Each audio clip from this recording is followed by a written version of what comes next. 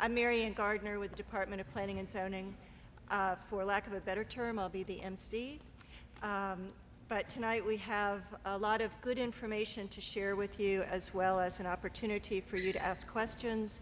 And then we'll have sort of an informal opportunity to talk more about the project after this presentation over in the cafeteria. But first I'd like to introduce the two supervisors who are making Embark a reality. Supervisor Jeff McKay from Lee District and Supervisor Dan Stork from Mount Vernon District. Would you like to come up?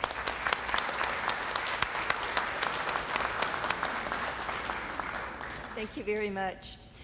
We're going to start out tonight with a presentation by our panel. We have Jennifer Garcia from the Department of Planning and Zoning, Tony De Lorenza from the Office of Community Revitalization, Mike Garcia and Bob Pecora, both from our Department of Transportation. But before we get started, I wanted to talk a little bit about the Q&A session that will follow this presentation. Did everybody who wants to get a question answered get one of these cards? Okay, we're going to bring some around. If you would like to ask a question, please jot it down on this card, and we'll be around to gather them. And we'll have about 30 minutes after the presentation to answer the questions. If we have more questions than we can get to in the time we have allotted, we plan to post the answers on our website. So thank you very much. I hope you enjoy the presentation, and I'll be back with you presently. Jen? Thanks, Mary Ann. Good evening. My name is Jennifer Garcia. I'm with the Fairfax County Department of Planning and Zoning. Before I get started, I wanted to ask if the supervisors perhaps wanted to say a few words, just a few brief remarks. And again, we really thank them for being here tonight. And Well, good evening, everyone. I want to thank you all for coming out tonight. For those of you I don't know personally, I represent the Lee District, which is pretty much everything on the western side of Route 1, from Huntington down to Fry Road, which is where I grew up. And I just want to tell you, on the western side of Route 1 tonight, it's 60 degrees. So I'm not sure what is happening over here, Dan, in Mount Vernon, but so things are great in Lee District. But from a serious note, this is really important stuff, and it's heartening to see the community come out because we're not just planning for what Route 1 might look like in a couple years. We're planning for what Route 1 might look like to my 4-year-old son when he's ready to buy his first home, which I hope is right here. We're planning for what Route 1 is going to look like for decades, and we got to get it right. We got to do it multimodal, and we got to get it going quickly. And the reason I say the quickly part is because Dan and I have a lot of hard work ahead of us to secure funding to get these improvements made, to get the multimodal improvements made on the highway. And we do have a narrow window of opportunity here to seek federal and state funds to help make that a reality. And so it's important that we move forward with great speed, with good deliberation, with good community involvement.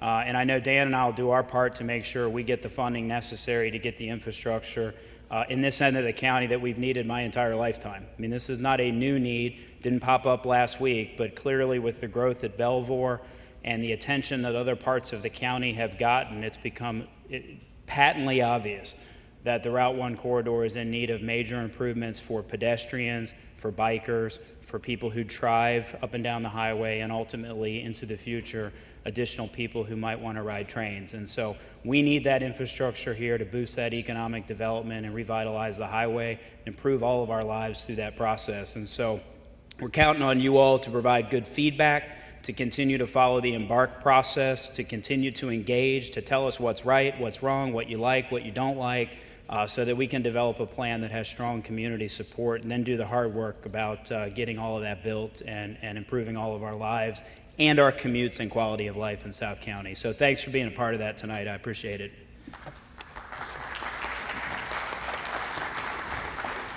Now, just briefly, I will ditto everything Jeff just said. I don't know where he got the 60 degrees from. I'm still trying to figure that out. It must be the dome that he's put over that area. But we do need, in this room at least, we have a little bit cooler temperatures.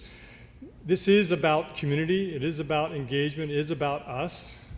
We get to decide, and I mean we, the broader community. This has been a long time coming, and we all absolutely feel, and I know I'm speaking for Jeff as well, too long a time coming. That means we have to stay on top of this. Nobody's going to give us anything, folks. We're going to have to work hard. We're going to have to do our work right now, make sure that we have a plan, and make sure we make the comprehensive plan changes and do the other things that we are going to need to do in order to attract the public dollars that are going to be essential for developing the highway in the way that we want. Public investment in this highway will beget the private investment that we want in this highway.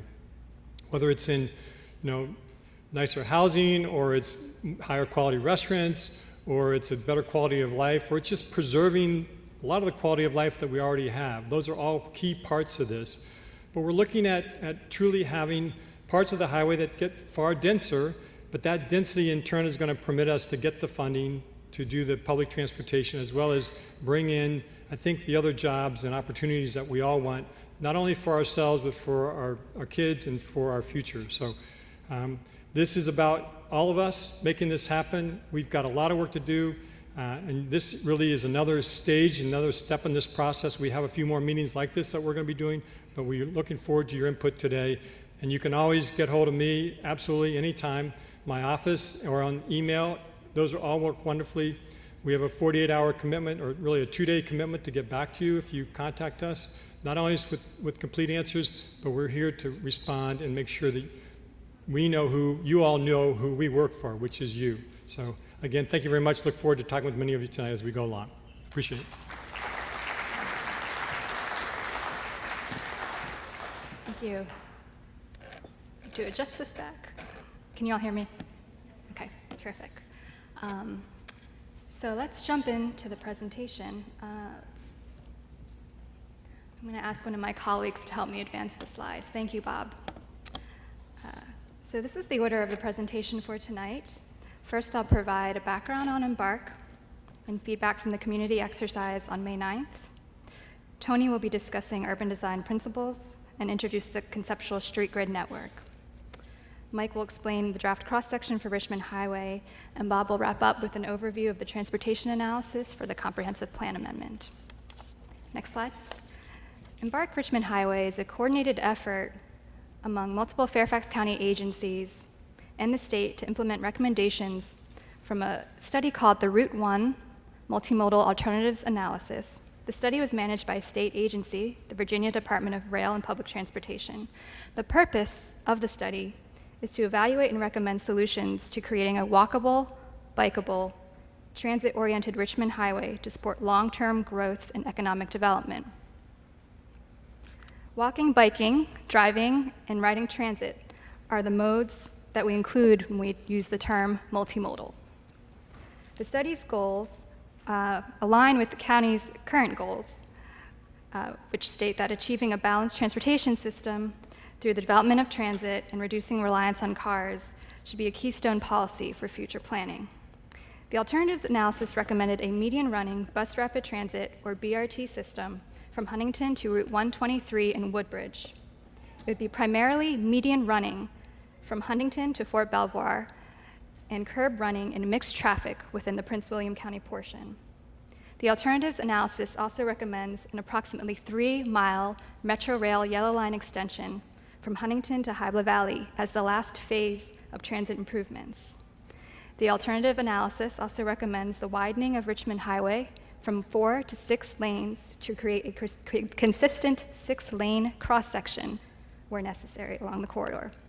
In terms of bicycle and pedestrian facilities, the alternatives analysis recommends a continuous facility along the 15-mile corridor.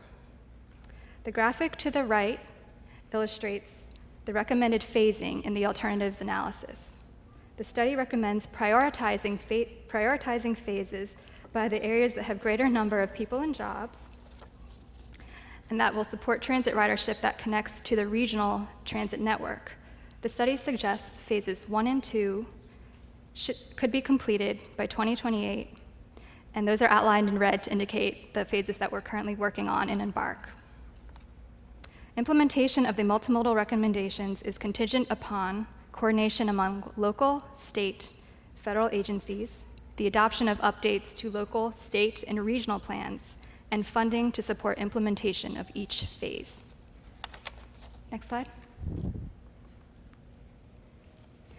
This map shows 9 generalized BRT station locations as recommended in the alternatives analysis, and a half-mile ring around each station. To maximize the quality of public transit investment, development patterns should support higher density populations, a mix of uses, and pedestrian access to stations. An assessment of planned density, an appropriate mix of uses, connectivity, and urban design guidance is being evaluated for the areas generally within the half-mile of the stations, as shown in the rings, in the comprehensive plan amendment process.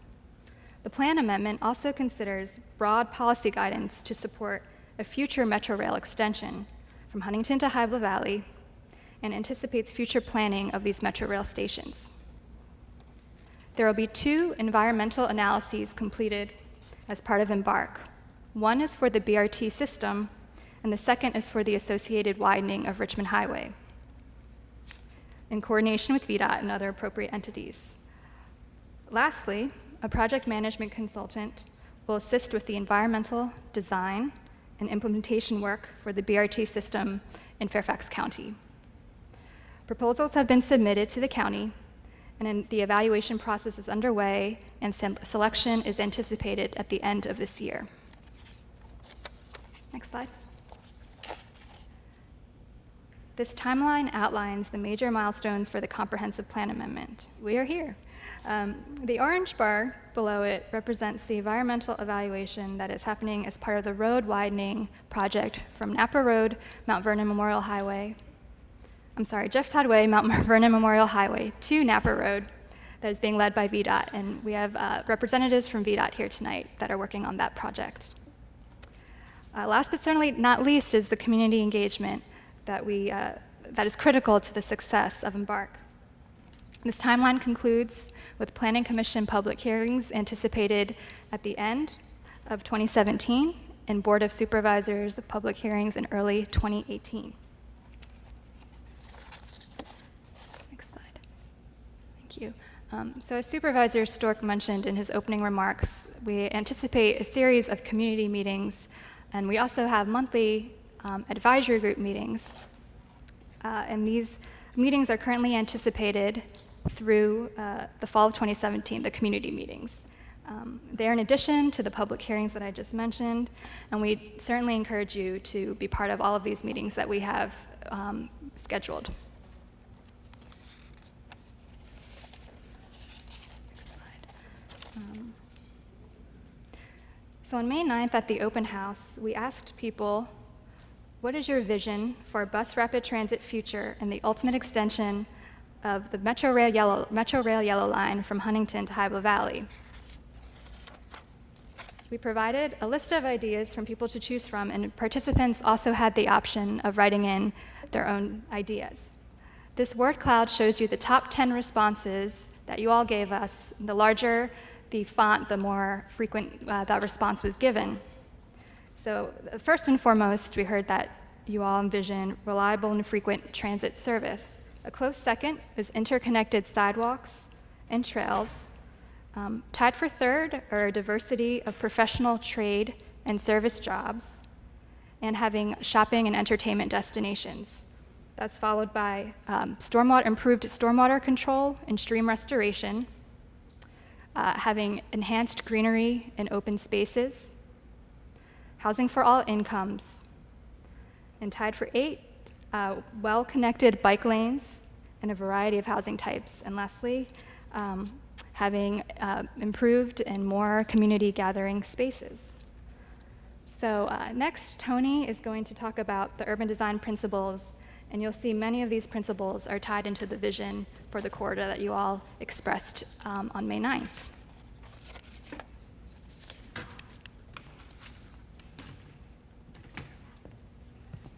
Can we move this mic?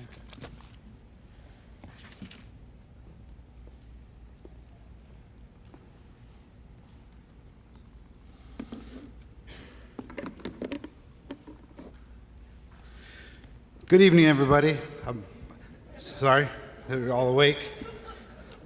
Thank you for being here tonight. My name is Anthony De Lorenzo. I work with the Office of Community Revitalization, and I'm here to talk to you tonight about the urban design principles. I'm excited to share with you our revitalization strategy for Richmond Highway. And as we get into this strategy, I want to convey the urban design principles behind all of the work that we've done as a core team to get us to this point. These guiding urban design principles are really helping us to shape and define not only our approach to all the work that you'll see here tonight, but really our approach to revitalization in general. So what is our strategy? How do we plan to transform the corridor into compact, mixed-use, walkable, transit-oriented community?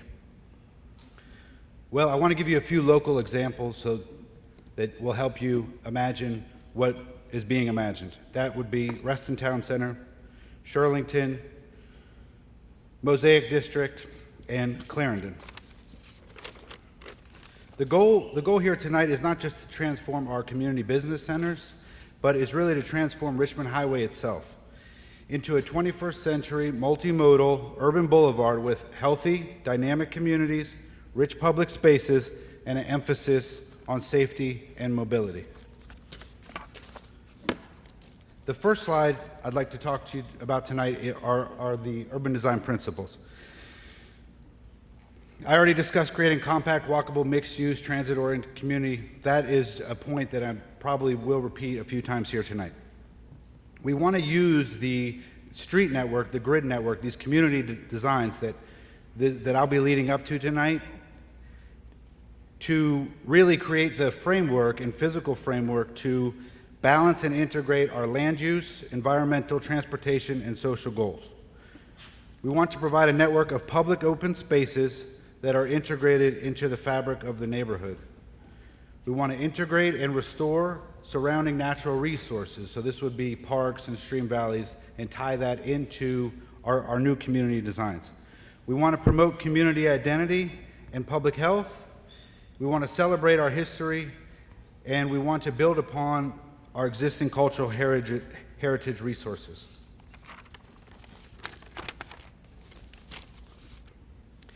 The next very important principle to urban design is economic development. Obviously, we want to create desirable places that will attract new investment, not just new residents, but new businesses.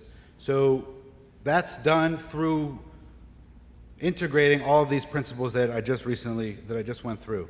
We need to create opportunities for synergy among land uses, and as we step away from single land uses and move towards mixed land uses, it's about creating those dynamic neighborhoods that have the synergy between residential, retail, office, and hospitality.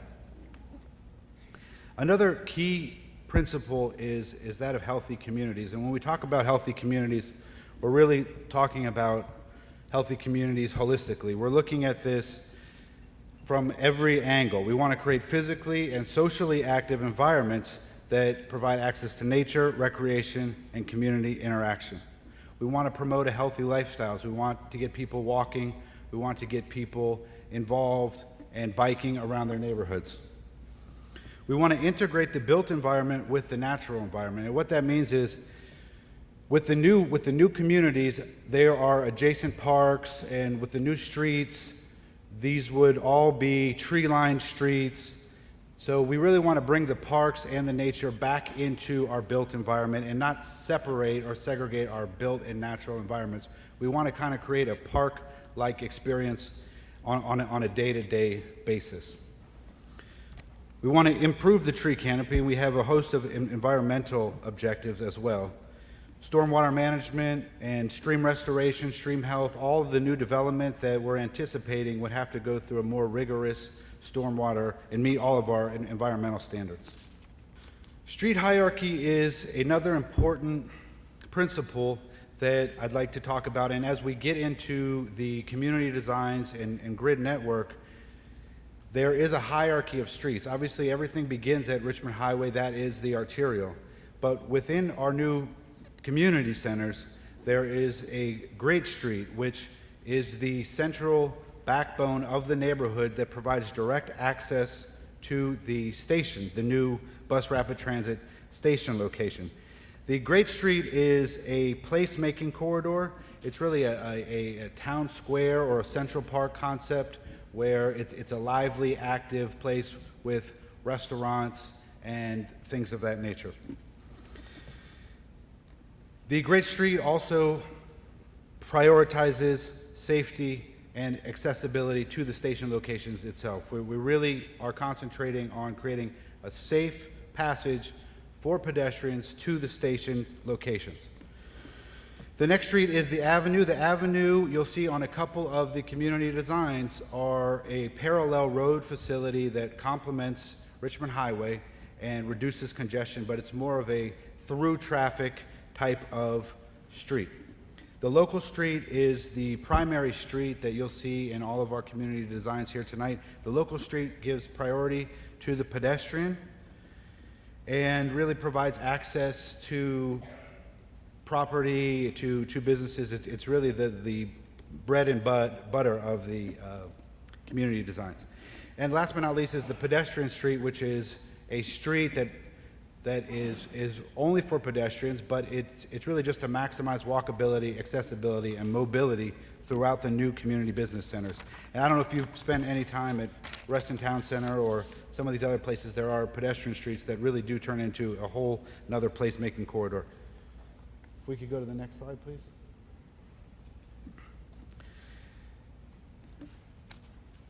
The next slide tonight is the multimodal components. This is a complete street, building on the complete streets approach, and complete streets is just a fancy way of saying streets for everyone. So streets for bicyclists, streets for pedestrian. The multimodal components of the neighborhoods is providing emphasis on the pedestrian and on the connection between the pedestrian and the transit. Obviously, all modes are accommodated, but there is a new emphasis on the pedestrian mode. Next slide, please. Next, I'd like to talk a little bit about the utility of the community designs and grid network. They have a lot of benefits, additional benefits that you don't see oftentimes associated with our current development pattern. So the street grids will relieve congestion on Richmond Highway intersections and improve circulation throughout the corridor. You'll see that more so when we start talking about the avenue streets and these parallel road facilities. The street grid will also redistribute traffic across the entire street network, provide shorter and more direct routes, calm traffic with narrower streets, frequent cross streets, which will encourage slower vehicle operating speeds, and they will create short crossings to increase safety for pedestrians and bicyclists.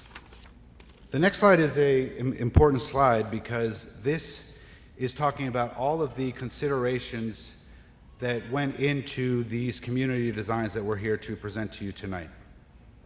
So the first and most important element within the community designs is the BRT station location. The BRT station location really is the centroid of these new communities.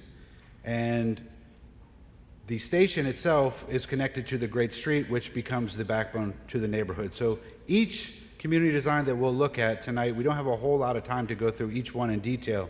We can happy to go through and looking forward to going through them in more detail at the open house discussion portion of the evening. The block sizes were another important consideration. We had to make them small enough to where they're walkable, but big enough to support practical development, future development. And the intersection spacing was also a consideration. We had to balance mobility versus accessibility. So we wanted to provide as much accessibility to the stations, but at the same time, we didn't want to impact performance of the future bus rapid transit. We wanted to take note and integrate and incorporate any adjacent land use characteristics, parks, stream valleys, cultural, historical resources. We wanted to include public space, placemaking, and livability. And placemaking, in case anyone doesn't know what that is really a people-centered approach to activating public spaces and creating community within your community by using community amenities, including public space. We wanted to look at making connections into existing communities and providing access into the new community business centers. And last but not least, of course, we're looking at safety, walkability, connectivity, mobility, and amenity. The next slide here is a corridor view of where we are imagining that these community business centers, these new mixed-use neighborhoods will exist. So we have 4 different community designs to present to you tonight, one in Pendle, one in Beacon Hill, one in Hybla Valley, Gum Springs, Lockheed, and one in Woodlawn. So I just wanted to just take a step back and reiterate that the reason I'm here to discuss all of these urban design principles with you is to reiterate that this was our approach, that we are looking at this holistically, we're looking at this economically, environmentally, and socially, and that approach is what you see tonight applied to these new community designs.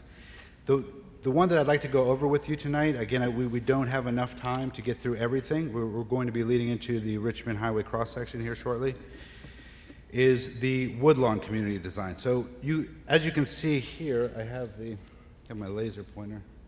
I don't know if you guys can see that, but you have a half-mile radius surrounding the station location there in the center. The half-mile radius is really a 10-minute walk shed. Depends on who's walking. It could be as much as 20 minutes from one point to the other point, but it's a half-mile radius around the station location here. You see the Great Street, which is, in this case, is an avenue, is a large public space or central park, but on an urban scale. Here in the middle, this is Richmond Highway, the Embark line here. This is the orange line here is an avenue. This is a parallel road proposal. And then these are the various blocks. One of the other interesting and important core concepts of Woodlawn is that there are a lot of valuable natural resources here. You have Pole Road Park, Washington Mills State Park connection, you have Doe Creek Watershed, Stream Valley, you have the North Fork, Stream Valley, and the proposal is to tie all of these together with a multi-use trail to really build on that healthy community principle and concept. With that being said, I'd like to pass this now to Mike Garcia. He's going to be discussing the Richmond Highway cross-section. Thank you. All right. Good evening, everyone. I'm Mike Garcia with the Fairfax County Department of Transportation. I'm going to go over the Richmond Highway cross-section, briefly describing the different sections that make up the proposed draft typical section. For those that are unfamiliar with the cross-section of a street, you can think about it this way. You are standing in the middle of the road and you're looking down the yellow line. So I'm not recommending that you go do that today, but it's something, kind of get you a perspective of what you'll see. So the cross-section is described as typical because this is generally what the county and VDOT will look to implement. There will be areas, particularly at intersections, where the cross-section will not be constructed as it's shown. As an example, the cross-section only shows one left turn lane, but there could be times when more than one left turn lane is needed at an intersection. So the draft proposed cross-section shows the right-of-way of 178 feet, which is consistent with the recommended right-of-way that is shown in the current comprehensive plan. So a typical section will be provided to VDOT to incorporate into their design plans for the road widening of Richmond Highway from Jeff Todd Way, Mount Vernon Highway to Napa Road later this year. So I'm going to walk through the draft proposal from the county staff in a little more detail, first starting with the BRT area in the middle, and then working out towards the pedestrian and bicycle facilities towards the edge. In the BRT area, there are two busway travel lanes. There's also, let's see here. So there's also stations that are shown in the BRT area. The BRT area is 58 feet. That is shown in this draft cross-section is the same BRT area that's shown in the current comprehensive plan. Now, I did want to take a moment to briefly explain why you see a station on only one side and you see a turn lane on the other. So, if you look at a typical median station stop, you'll see that the platform is located on each side of the intersection. So one here and one here. This allows for left turn lanes to be incorporated at the station, so here and here, which will likely always be located at a signalized intersection. Putting a platform on either side of the intersection allows for the accommodation of the left turn lanes without having to widen the intersection further. Keep in mind that this is just a typical stop. There may be times when the stations are located on the same side of the intersection. Each station stop will be designed based on input from the transportation analysis from the Embark study, as well as when the county goes through the actual design and implementation of the BRT system. Now going back to the proposed draft cross-section, the county is looking to reduce the width of the travel lanes from 12 feet to 11 feet. This few extra feet will be used outside of the curb lanes, but it also reduces the distance a pedestrian must cross to either get to the station platform or to get from one side of the road to the other. This is also the same lane width that is currently being done with the current widening project through the fort. In the draft proposal, the county is currently recommending a landscape panel,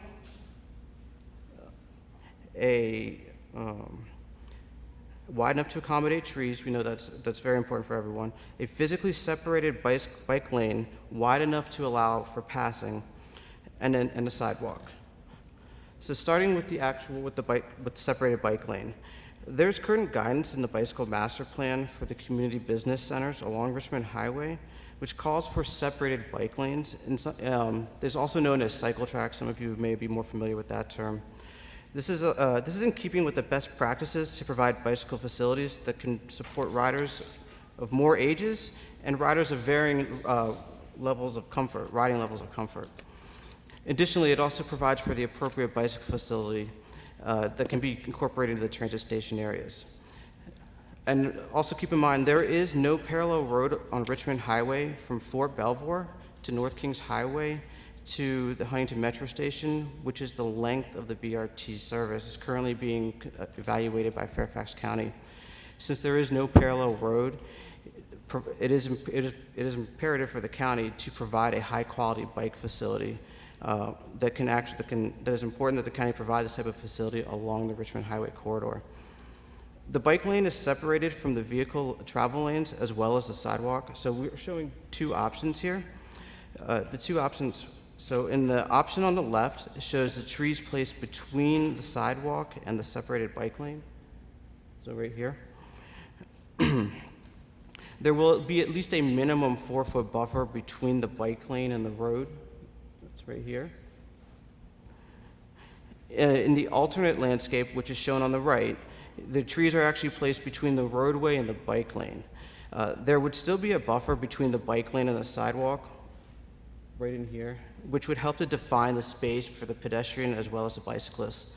The sidewalk width that's being recommended is a minimum of 6 feet, but hopefully will be wider in the station areas and where moderate pedestrian activity is anticipated. So we have boards in the open house that more easily depict the cross-section as it's shown up here.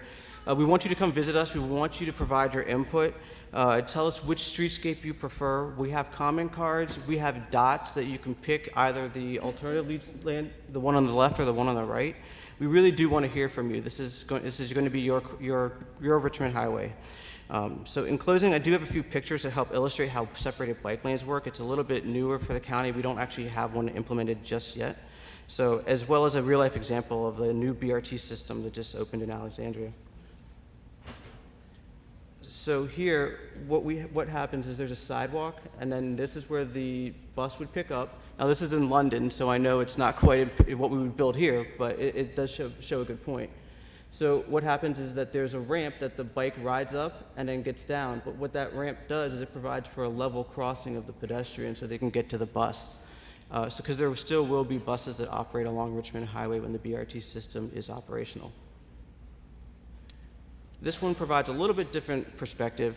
In this one, the bike lane stays at its same grade, so it doesn't come up on a ramp, but there is a ramp from the sidewalk to the station to the bus stop that is provided in this area. But just kind of gets you an understanding of how these work, how the bike lane turns and goes around the bus shelter, so there's not as much conflict between the bike lane and the bus riders. And then what we mean by bike lanes is wide enough for passing. So this is a facility that we want to design for all users of all ages, so all abilities. So having the passing portion of it is very helpful. So you can see it here, and you see it here. So either the bicyclist can ride recreational tandem side by side, or if it's a commuting bike, the person who's riding slower will be to the right, and the person will just go and pass around them. So that's why we're recommending one that's wide enough to accommodate two bikes in a row.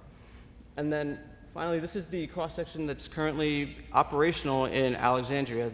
So this is what I mean by if you stand in the center of the road, which obviously someone did, and then took this picture, this is kind of what you would generally see.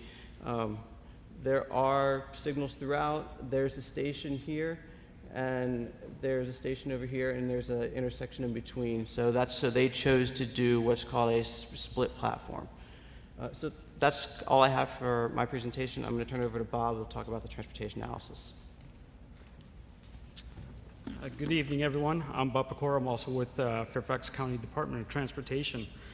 And tonight I'll talk to you a little bit about the transportation analysis. So basically, we started about a month ago in June. We hired a consultant to help us with the transportation analysis, and we are in the middle of a multi-month process to do a very complicated task. We're trying to predict how Richmond Highway will function in the future as it is compared to today. We're going to be looking at the BRT system, how it functions, and also how the grids of streets work in the CBC areas that Tony had mentioned earlier. Through forecast models, we will try to anticipate what the traffic volumes may be, and we'll analyze the performance of each intersection at the BRT stations and also with the grid system. And we'll identify pedestrian and bicycle connections along the way, also to work with and interact with the BRT transit system. Next. We started doing data collection last month, and we are looking at different kinds of aspects to look at. So we collected traffic volumes at over 50 intersections along the corridor. We started this actually before school ended, so we would have an idea as to what a typical day is in the traffic along Richmond Highway. So we didn't do it during the summer when traffic is a little bit less. And we also we took pedestrian bike rider counts at those intersections. So we also have that information to give to our traffic consultant, which we have done. And we tallied population and employment counts along the entire corridor, or you use that to plug into the model. And we're also looking at transit ridership, how often the buses are traveling down Richmond Highway in the north and south direction, looking at the times of those, and then we'll use that as a comparison to what we will see happen in the future. And we're also studying other regional roads of influence to see if there is an influence on Richmond Highway. So some of those roads may be the I-95 corridor, the Beltway, the I-395 hot lanes, Telegraph Road, and also George Washington Parkway, just to name a few. Next. So when we were developing the models, we're looking at the future conditions. So this summer and also this fall, we'll be looking at those future conditions of the model. We're evaluating and testing the conceptual grids of streets that Tony had talked about, how well they will work with the local traffic and convey the traffic within the grids themselves, and with when the new development is in place, how that will work with the traffic in the future, and the BRT stations themselves for ridership, and the frequency of times of the stations and the bus travel up and down the corridor. We'll also redefine or help refine the Richmond Highway cross-section that Mike just talked about, and we'll also look at evaluating where the actual stations are of the 9 BRT stations. Next slide. Okay, this is a complicated slide, a lot of information here. I'm just going to go over quick highlights of some of the things here. So in developing the transportation model, we looked at goals, objectives, and methods of, or measures of effectiveness. And what we're looking to do is to see how well the transportation model will work with what the goals are. To, one, look at the mitigating the traffic impacts of the new land uses, the performance of the BRT system, and also connections and accessibility for pedestrians and bike. So we have objectives there. We also have measures on how we can measure those objectives to see if they're working well to support the goals, and the goals will support what we envision for the transportation analysis. A lot of information here. I will have a board at the in the cafeteria for the open house. Come on up and you can ask more questions about the transportation analysis, and I will also ask for your feedback on this graph here. If there's anything else you'd like us to take a look at for measures of effectiveness, please let me know at that point, and we'll talk some more in the open house. Thank you. And I'm going to turn back over to Jen to finish out the presentation. And so I think now we might be ready for a few questions. So.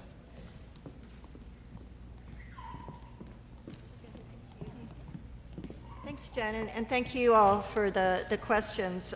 We have many, which is terrific. I don't think we'll be able to get to all of them, so we've chosen a few, and please look on our website for answers to the others.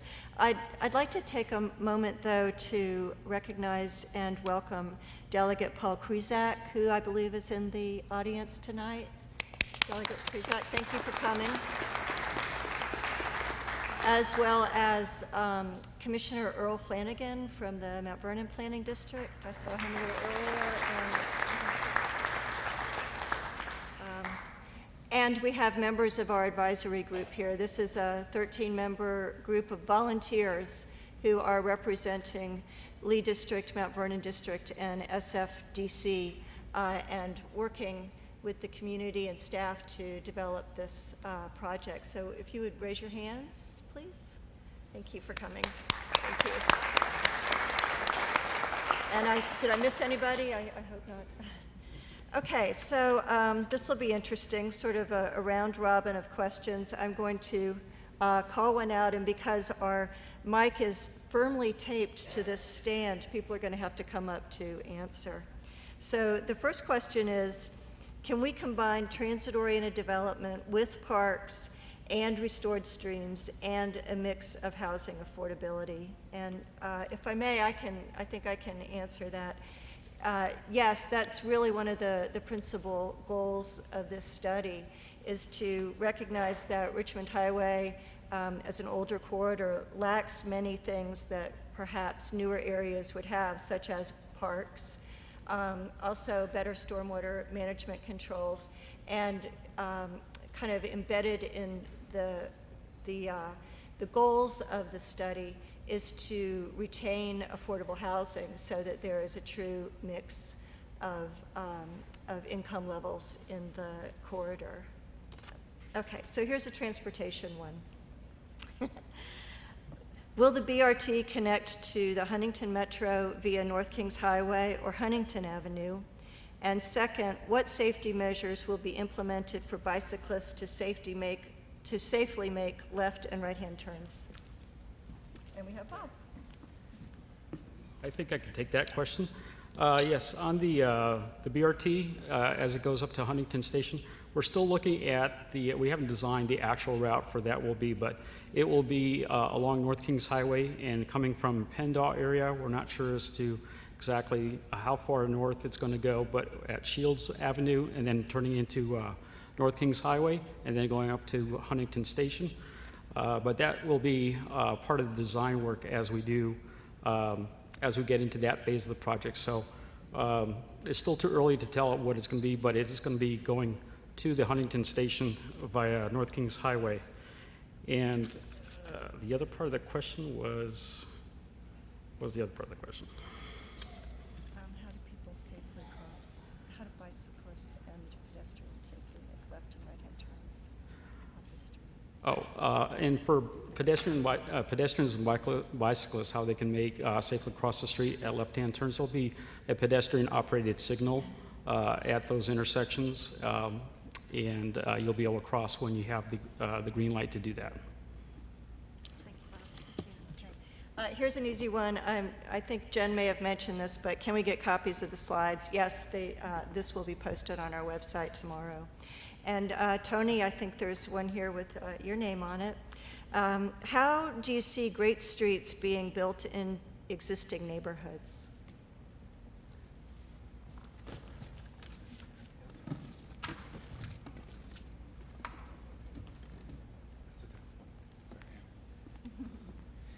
How do we see great streets being built in existing neighborhoods? Well, exactly. The focus of our study is on the community business centers, and the great streets and public spaces would be coming in through the development review process. So I don't know if that answers your question, but in terms of the existing communities, our scope of work is not outside of the community business centers. So our focus is within the community business centers. I don't know if that answers the question.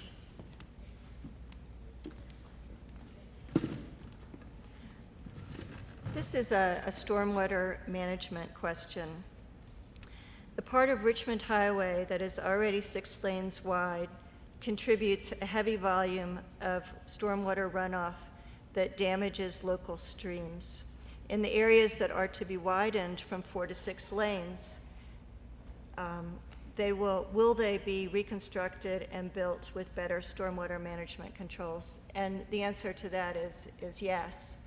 And not only with the reconstruction of Richmond Highway, but one of the reasons that focused redevelopment is such a benefit is that it does give us the opportunity to upgrade outdated stormwater management facilities. And then there's a second part of this question, so it gets harder. Will the old 6-lane areas beginning at the Beltway south to Costco receive any stormwater upgrades for better control of runoff? And I think because we won't be reconstructing the road in totality, I think that's going to be something that we'll need to look at when the BRT is introduced into the median, to the extent that that would engender better stormwater management controls. Yes, that would be a part. But as I mentioned, for any redevelopment that happens along the highway, we are asking for improved stormwater management controls. So it's just not only the reconstruction of the road that will benefit, but hopefully the whole palette of redevelopment that may occur. Okay, Jen, I think there's one for you. Will you consider zoning and comp plan language that is flexible, such as form-based? And what will you do regarding moving applications that come in before Embark is completed?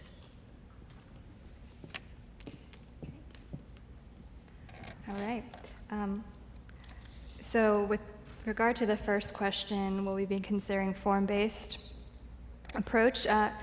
So we will be looking at a mix of uses, building heights, open space, parks. So that's all sort of part of the comprehensive plan considerations. And that's very much tied into the work that Tony described with the additional conceptual grid connectivity and the placemaking. So that's all something that will be considered in the comprehensive plan guidance that we'll be developing over the next several months. In terms of the second question, which is, how will we be regarding applications that come in now before Embark is completed? So those applications, and there are a few in the corridor right now that staff is evaluating. Those will be considered under the current adopted comprehensive plan recommendations. So that's sort of how we would, in any area of the county, evaluate current applications and development proposals that are brought forth to us. Is that okay? Okay. Another question is, explain please why Metro is extended to Tysons with residential density expected to follow completion of the Metro line, while Richmond Highway requires residential density first before any consideration of extending Metro rail to the corridor. I picked the right one. We are looking at increasing the amount of density in Richmond Highway to support the BRT, and the grant application that we will be making to the Federal Transit Administration. I think a main difference was that in Tysons and Reston, there was already a great deal more intensity or houses and jobs in the area even when Metro began to be planned. I remember when I first came to Fairfax County before Metro was in Tysons, telling people that Tysons had more office space than downtown Miami. So we're looking at an order of magnitude difference. That being said, even in Tysons and Reston, when those studies were completed, a lot of density was added. For example, I think I always get this backwards, but it was, we have 200,000 jobs and we want to add 100,000 housing units. I think right now there are 17,000. So you can see that in both cases there is a need to increase density. Okay, let's see. We had a question about the Woodlawn cross-section, which you all saw tonight. It says, how do you justify road building through an RPA and wetland? And this is definitely an issue that we want to discuss with the community. It's possible sometimes to make road connections through environmentally sensitive land if the reason is justified. However, understanding that we're trying to improve stormwater management quality along Richmond Highway, and that this is a very important area, one reason why we were presenting these ideas tonight is to get your feedback. So in the next session, in the cafeteria, we would love to be able to record concerns that you have about that so that we can take that into account. And one last question, I think we're at our time here, but it's about affordable housing. It says, the plans appear more responsive to the needs and desires of the mid and high socioeconomic populations, possibly leading to displacement and or dislocation of the low mid socioeconomic populations because there's fairly high density in the narrow corridor along Route 1. What considerations will be given to this potential displacement? There are a couple things. First is that because most of the redevelopment is being planned in the community business centers, which are non-residential. It's where, say, Beacon Groveton Shopping Center is, or Hybla Valley. We will avoid displacing low and moderate income people. Where displacement might occur, we intend to try to follow the county policy, which says that those housing units should be replaced. And then on top of that, as you may be aware, we have a project right now in the North Hill area that is looking at adding nearly 300 affordable units in addition to market rate housing. So we hope to be able to limit the amount of displacement that occurs, but recognizing that if it does, we need to have other places for people to be able to remain in the community. So thank you. Would the panel like to add anything? No? Okay. We've come to the end of our time for this part of the presentation, but if you would like to come over to the cafeteria, we would all be happy to try to answer any other questions you have. We'd like to gather your feedback and go from there. So thank you so much.